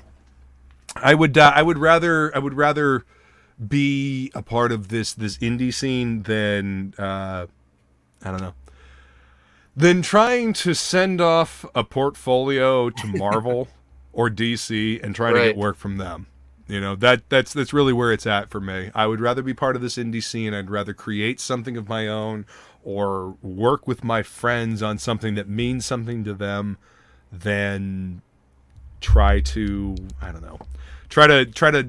grind my way up to be told that I'm not going to get paid a reasonable page rate, and you'll be stuck on this second tier, third tier, D tier book, for years and years and years. But I mean, that's always been the indie scene, right? Like, whenever the mainstream starts fucking up, the indie scene rises and creates new content. I mean, look at Image. Yeah. Look at the black and white indie scene of the 80s before that. Yeah. Yeah. And then the big daddy tier here, Graveyard Shift first prints. Oh shit. Wow. Yeah. So volume 1, John and I, we split up our extra copies. John never releases any of his volume 1s. I'm putting up 5 of mine, but I and 3 of those are already claimed. Damn. Yeah, I'm not just including volume 1, but in 2011, John and I released an ash can because we went to Wizard World Philly when we first came up with Graveyard Shift. And these pages are different. Philly. Oh shit! Yeah, so nice. I'm including. I only have a few of these. The 2011 Graveyard Shift ash can too. Oh wow! Yeah. So that's like the OG Graveyard Shift. Yeah. Yep. Wow, that's really fucking limited, guys. That is ridiculously limited. Wow. So John basically just holds on to everything like Walt Simonson, huh? Holds on or burns. Well, yes, he's quite fond of burning things, isn't he? Yeah. Yeah. No, I think that's where Jason Bascom got the idea as well. My co-host on Topicless, and the guy that created Frog G along with Inkspots. Yeah, he likes to he burned the first what was it, the first Absolute book or something like that as well. I mean, he keeps it limited, but I mean, why? It's already printed. Like, it's already pretty limited. Yeah, it's already limited. Like, why not just sell those? And there's a certain number that are in the world, and they'll never be printed again. You know, I don't know. To each their own, but I figure if I'm going to print something, I'm going to print it out. Stop destroying the art. Exactly. Yeah. See? Exactly. If I'm gonna print something out, I'm gonna make a specific number of them, you know, obviously enough to cover the campaign, and then I'll have a few extras for damages, and then whatever I have left over, I will save for a rainy day, save for another campaign, you know, whatever. I don't understand. I guess I don't see the logic in destroying them, unless you just don't want to deal with them and you're running out of space. I think John's main reason was to create something exclusive, and to add extra value to the backers. Like, hey, there's no extra copies floating around of this. You know, you got. I'll something never special. Resell this. Okay, but it was already limited. I mean, seriously. I'm saving mine for stores and convention appearances. So good. At least somebody will be able to get them that way. It just, I mean, to me, it kind of from an outside perspective, it just kind of sounds like John just didn't want to deal with them. You know, he's just like, I'm just gonna get rid of these. So I've been to his house for fulfillment with all of our graveyard shift books. He's having the same problem as me. Like, I'm in my basement right now where I fulfill. I'm running out of space with all the books I'm publishing. Yeah. Well, I mean, you're creating a lot of different properties, man. Yeah. Of course. So I mean, it's not just graveyard shift that's taking up that space. So that honestly doesn't surprise me. It doesn't surprise me. Man, this is a crazy cool campaign, guys. You need to be jumping on this. If nothing else, for the amazing artwork by Caesar. But it's Poulton. It's Mark. You know the story is going to be damn good as well. I mean, there's a reason why our boy is the fulfillment king over here. Thank you. I keep telling people, in 10 years, you're going to be paying hundreds of dollars for Caesar Madaro back issues. The guy is so good. That's right. This is where it all begins. Yeah. Yep. David Michelini, Venom co-creator. Yeah, he calls Caesar Madaro a god. So that's high praise. No shit, really? Yeah. Yep. Nice. I mean, good to see David still got talent. Yeah, he and Caesar have something in the works. So, yeah, that's fucking cool. Yeah. All right. So you guys need to be paying attention to Caesar, and I dropped. Wait, did I drop his? I dropped his link in there, right? I know I sent it to you. Yeah, you did. Hang on, let me scroll up. That's the Indiegogo. All right. Let me copy this just in case I didn't drop this in the chat, which it's looking like I didn't. Go follow Caesar on Twitter and, keep an eye on him because he's going to be doing cool stuff. I'm sure you're going to be working with him more, right? Oh, yeah. I mean, we got Emoji Saves Christmas. He just pitched another idea to me. He had a cover for a book he never did. So he surprised me with a George Perez cover. Now he has a cover by Herb Trimp, homaging his Hulk 181 cover. Yeah, it's a homage of his own Hulk 181 cover, but with Caesar's character. I was like, I'm in, Caesar. Ow. I'm just in for that cover. How? I mean, he's got like a fucking nat 20 in charisma and just able to, get these guys to sign off on doing this shit, huh? Yeah, no. Caesar's a good guy, and the campaign is we're one day away from closing, and he keeps sending me more pinups, and he's like, Mark, here's another bullet to use to. And I'm like, Caesar, you can stop. Like, the campaign is almost done. You don't, but he just loves drawing these characters so much. It's the passion we're talking about. Yeah, man. Dude, I love hearing that. That's awesome. And that means there's going to be more awesomeness to come. How many, I don't know if I asked you this, how many issues of the loose threads are you planning for? So this is one and done. It's a complete story. Okay. But we're gonna probably use these characters for other things, like Emoji's getting his own book. We'll probably revisit Queen Madeline again. It sort of does tease a second part, but we'll see. Yeah. That's cool, man. I mean, I have a feeling Caesar eventually is going to blow up once people realize how fantastic he is. I mean, just looking at the pencil work here, it's incredible, man.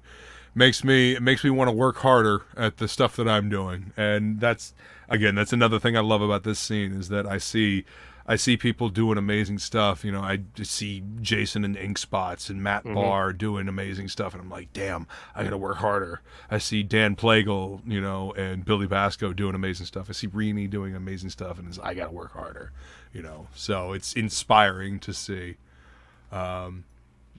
Anything else you want to say about Loose Threads or any of the other projects you got coming up before we wrap up, man? No, I just want to thank everyone for the support since like 2017. It's made like their support for Graveyard Shift has made all these other books possible, and it's made me it's like my business plan of like getting these books done before the campaign. They've made it possible, so thank you for the continued support. Hell yeah. That's couldn't do this without the audience and the chat. You guys are amazing. So go ahead and click the link, back this book, grab that George Perez cover, because like Mark said, it might be the last cover work that this legend did. And that's an incredible thing to have on a campaign, man. You know. And paired with Caesar's work, I mean, that's just a very beautiful cover. Yeah, they make a great team. It's did George Perez ink that, or is it just pencils? The her in the sphere in the crystal ball. Just pencils. Just pencils. Okay. Yep. It's interesting to see the difference, you know, the way Caesar renders out and the way George renders out. Yeah. You know. It's very cool, and it adds to the whole thing. That's cool. Anyway, we could wax poetic about comics all night. I want to thank everybody in the chat for coming to hang out tonight. I especially want to thank you, Mark, for coming to hang out and talk about Viking Wolf and all the other projects you got going on. This has been a blast, dude. Yeah, I had a lot of fun. Again. Thank you. No, yeah, my pleasure. Absolutely, man. Whenever you got a project that you're promoting, feel free to come back and hang out, dude. I have another show called New Book Who Dis, where I go over new books and promote campaigns. What's in the Box is kind of like a hybrid show where I go over what I got, and then kind of inspire the audience, hopefully, to say, you know what, look how awesome this was fulfilled. Feel good about backing this next campaign. This is the creator's next story. Jump in on this. So that's kind of the purpose of this show. So thank you for coming to hang out, man. I appreciate it. Yeah, no problem. And for the people in the chat, the Viking Wolf campaign is closed, but Viking Wolf is available in my website store. So nice. Go ahead and drop that link in the private chat, and I'll drop that in the chat for everybody before we take off. Yeah, but I had a great time talking comics. Thank you. Absolutely, man. I love talking comics. I love talking story. I love talking artwork and just the whole thing with comics. I mean, this is what I used to do in the comic shop, man. I mean, this is part of the reason why I loved working in the comic shop, talking to, people about the stuff that they're passionate about. Okay. Yeah. This link is also in the description, the Haunted Pizza LLC, but just to make it a little bit easier for you guys, go ahead and hit that link if you want to get a copy of Viking Wolf for yourself. But yeah, chat, you guys are awesome. Mark, thank you so much for coming to hang out, dude. I look forward to talking with you again, and we will see you guys later. Where is it? Oh, and of course I can't find the outro video. Bye, guys.